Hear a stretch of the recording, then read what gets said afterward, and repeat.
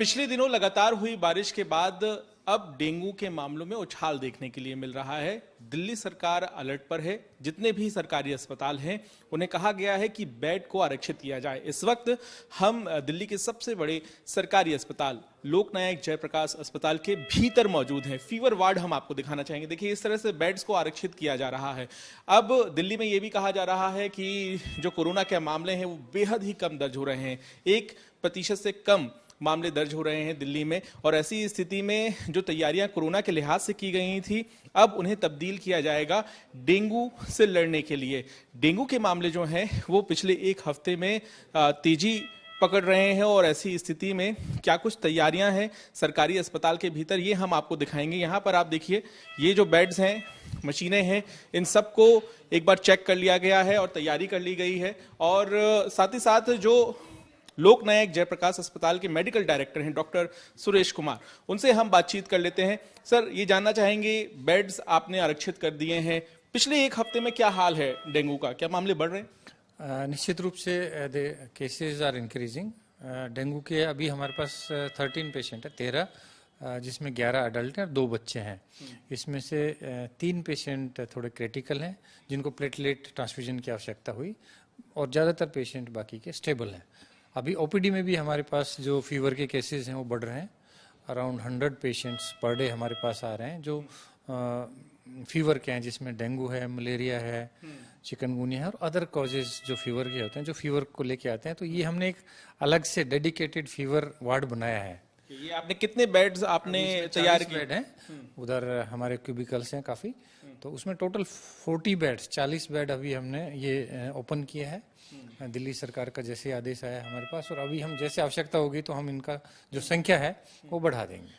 साथ ही जहां पर आपने ये फीवर वार्ड बनाया है, आपने आईसीयू के नजदीक भी बनाया है। इस बात को ध्यान में रखते हो क्योंकि कोरोना में जो हालात हुए, मरीज की स्थिति गंभीर हो जाती थी, तो इस बात का ध्यान रखा गया है? जी हाँ, यदि किसी को मल्टी ऑर्गन फेलियर है, किसी को डेंगू हेमरेजिक फीवर है या डेंगू शॉक सिंड्रोम है, तो उसके लिए हमने आईसीयू के बेड्स की भी व्यवस्था की है यहाँ पर। साथ ही डेंगू के जो मामले हैं, पिछले एक हफ्ते का थोड़ा आंकड़ा बताइए, किस तरह से रफ्तार पकड़ी डेंगू के मामले, रोजाना क्या आंकड़ा है? पहले 1 या 2 पेशेंट्स आते थे एडमिट, इंडोर पेशेंट। ओपीडी में जो स्टेबल पेशेंट थे, वो जिसका प्लेटलेट 50,000 से या 1 लाख से ज़्यादा होता है, तो उनको हम ओपीडी से ट्रीट करते हैं। अभी पिछले एक हफ्ते से डेंगू के केसेस में वृद्धि हुई है, इंक्रीज हुआ है, और जो मामले हैं डबल हो गए हैं, पहले के मुकाबले में दुगने हो गए हैं ये, क्योंकि अभी पिछले दिनों बारिश हुई, और जो मॉस्किटो ब्रीडिंग है वो अक्टूबर और नवंबर में ज़्यादा होती है। अच्छा, इसी लेकर मेरा एक सवाल भी है आपसे कि जब तापमान में गिरावट होती है, प्रदूषण भी बढ़ जाता है, तो क्या ऐसे वक्त में मच्छरों की जो ब्रीडिंग है वो कम हो जाती है? तो डरने घबराने की बात नहीं है क्योंकि ठंड का मौसम आना है, या फिर स्टडी क्या कहती है ऐसे लेकर? जो स्टडी है, ज़्यादातर हमने देखा है कि ये जो पीरियड होता है सितंबर, अक्टूबर और नवंबर, इसमें जो टेम्परेचर होता है ये 20 से 35 के बीच में होता है। तो इस टेम्परेचर पे जो मच्छर है, डेंगू के जो मच्छर है, मॉस्किटो है, उसका लार्वा तेजी से पनपता है। और इसीलिए, क्योंकि ये वेक्टर बोर्न डिजीज है डेंगू, और 4 तरह का वायरस होता है, डेन 1, डेन 2, डेन 3 और डेन 4, और हर बार हम उसका ये देखते हैं कि किस तरह का जो वायरस है वो फैल रहा है। तो वो सारी स्टडीज हमारी चल रही हैं, सैंपल भेज रहे हैं हम।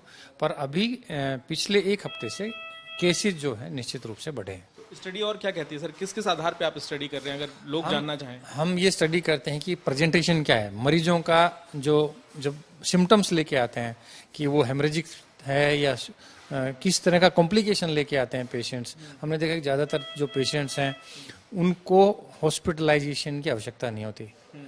95% जो लोग हैं वो ओपीडी से ट्रीट हो जाते हैं। हम भर्ती उन्हीं को करते हैं जिसमें कि कोई डेंजर सिग्नल्स हो। डेंजर सिग्नल का मतलब है किसी को नाक से, मुंह से ब्लड आ रहा है, या किसी को बहुत ज़्यादा ब्लड प्रेशर में कमी आ गई है, तो उसको कहते हैं डेंगू शॉक सिंड्रोम।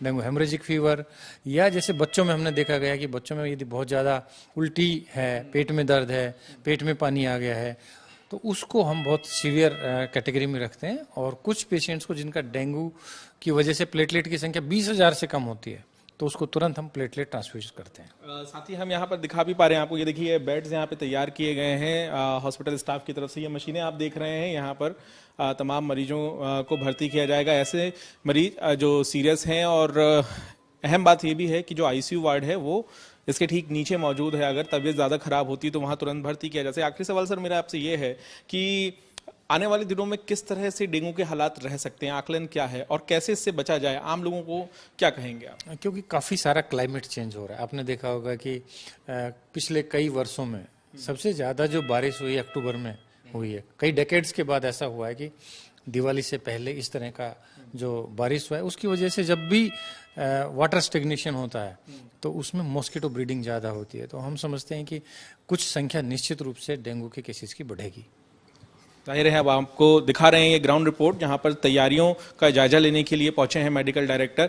और साथ ही आपको हम ये भी बता दें कि तमाम जो बेड्स हैं उनको आरक्षित कर लिया गया है। हर हफ्ते जो रिपोर्ट सामने आती है डेंगू, मलेरिया और चिकनगुनिया की, उससे ये साफ नजर आ रहा है कि जिस तरह से मौसम बार बार बदल रहा है, उसके बाद जो मच्छर हैं वो बहुत ज़्यादा पनप रहे हैं, लोगों तक ये बीमारी फैला रहे हैं। लेकिन सरकार जो है इसके लिए ठोस तैयारियां कर रही है। जितने भी सरकारी अस्पताल हैं वहां पर डेंगू वार्ड, फीवर वार्ड बनाने के लिए निर्देश दे दिए गए हैं और इस तरह के जो वार्ड हैं अब हर अस्पताल में नजर आएंगे। जो भी मरीज सीरियस होगा उसका इलाज इन्हीं वार्डों में किया जाएगा।